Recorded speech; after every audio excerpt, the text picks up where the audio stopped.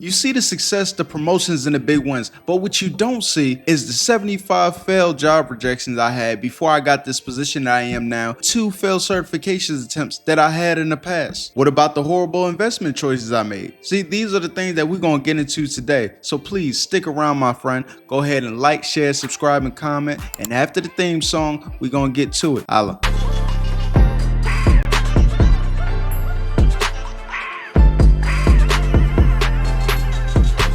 Let's talk about the first interview that I bombed horribly, but a half wasn't my fault, but kind of was. But the situation started off with, I'm not gonna say the company, but I had an interview pretty much. It was a senior SOC analyst position, and the issue was, first of all, the people that were interviewing me, they didn't have their cameras on, but they made me put my cameras on, so I already felt awkward. The problem was that I introduced myself, and when I introduced myself, it sounded very boring, like I said in my last video. The second problem too was when they asked me about certain technical questions, instead of me saying I don't know and I'll get back to you, the problem was that I was trying to fumble my way through it. One of the technical questions they asked was, okay, you use Splunk, which is a SIM for those who don't know. Go ahead and explain to me, how do you create a use case inside Splunk? And you know what I mean? I'm just sitting there like, so you want to do, when it comes to the use case, because I queried inside, I've used Splunk in labs, but I never used it before. I've used Elasticsearch, which is another SIM, but oh my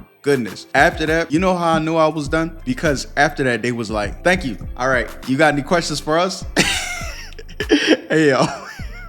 When they said that, I knew I was done. I was so embarrassed, but also the energy from the beginning was a little off. Like something just didn't feel right. It just wasn't a fit. What this failure exposed me to was that I need to brighten up my introduction. And also, if I don't know, just say I don't know and I'll get back to you. Or talk about a situation that's relatable to what they're asking for. I should have said, this is how I created a use case inside Kibana, and that would have made so much more sense. But what I started doing to fix that situation was that I ended up getting a mentor through this veterans program. We still friends to this day, and he showed me the game. Like, he showed me, okay, this is how you need to do an interview. This is exactly how you need to talk. This is how you can say what you're saying in a compact time without talking too much, because sometimes I will over explain my situation and it doesn't make me sound confident as much. That's case study number 1. Failure case study number 2, my certification crash. When I first did my certification, I passed. I had my Security Plus, but something told me inside that get a little bit more familiar with networking. Long and behold, I took the Network Plus. I bombed the hell out that damn test. I personally think the Network Plus is a lot more difficult than Security Plus. I didn't take it again was because I didn't realize that Security Plus was higher than Network Plus. But what I did do to fix that situation was doing more labs when it came to networking. What I could have done a lot better, of course, was study. My study method was terrible. One good study method that I've learned, Pomodoro effect. What the Pomodoro effect is every time you're studying, 25 to 30 minutes on, and then you take a 5-minute break. When you take that 5-minute break, get your ass up, walk around, you know what I mean? Go get a cup of water or something, but don't sit down and just keep trying to study what you're doing. Because over time, where you're not thinking about it, my recent failure was my GIAC machine learning engineer certification. I bombed it because I really wanted to get inside AI. But what I should have realized is that sometimes when you fail things, you fail it because lack of passion. I wanted to learn about AI, and I thought machine learning was what I wanted, but I realized it wasn't. What I should have been learning is the security aspect inside AI,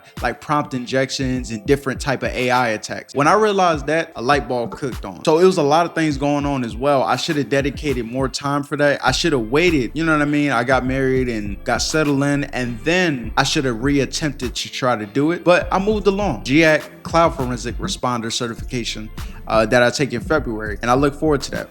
Now, this one is gonna blow your mind. Pause. The last case study, man, is the money mistake. When I tell you I made some poor ass choices, it was crazy. I never thought I was gonna make it out of the situation I was in. When I first started out, I didn't really know how to manage money. I wasn't really taught as much.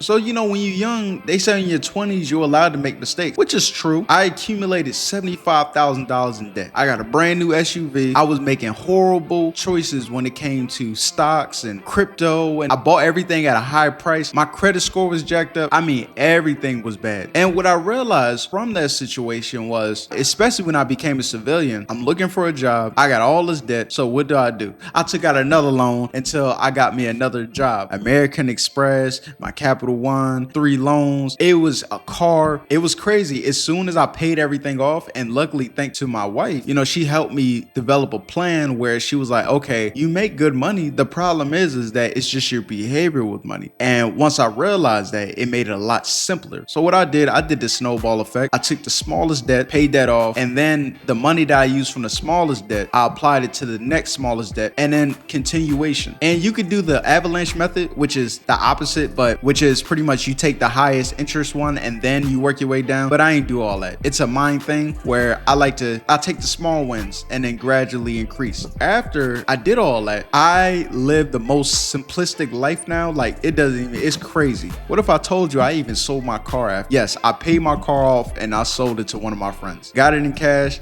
I put the whole thing in a money market account. I don't touch it. Now I just live such a simplistic life. For the most part, I cook at home. Me and my wife, we go on dates. Everything's amazing. But I just keep it as simple as possible because sometimes when you add too much on your plate, that's when it becomes stressful. And another thing I do now with stocks, I just dollar cost average. So meaning every time when I get paid out of my paycheck, a certain percentage comes out from my 401k and my IRA. And that's it. And I only touch index funds. We talked about how I failed in my interview, how I failed in investing, how I failed inside my certification attempt. Failure isn't the opposite of success. It's a stepping stone to success. Share your biggest learning experience and where you failed. Please put that in the comment. I would love to hear it and I will reply. Trust me, I'm gonna holla at y'all. Thank y'all for listening and I hope I help somebody. If not, share it to somebody that can be helped for it. So thank you so much and I appreciate y'all.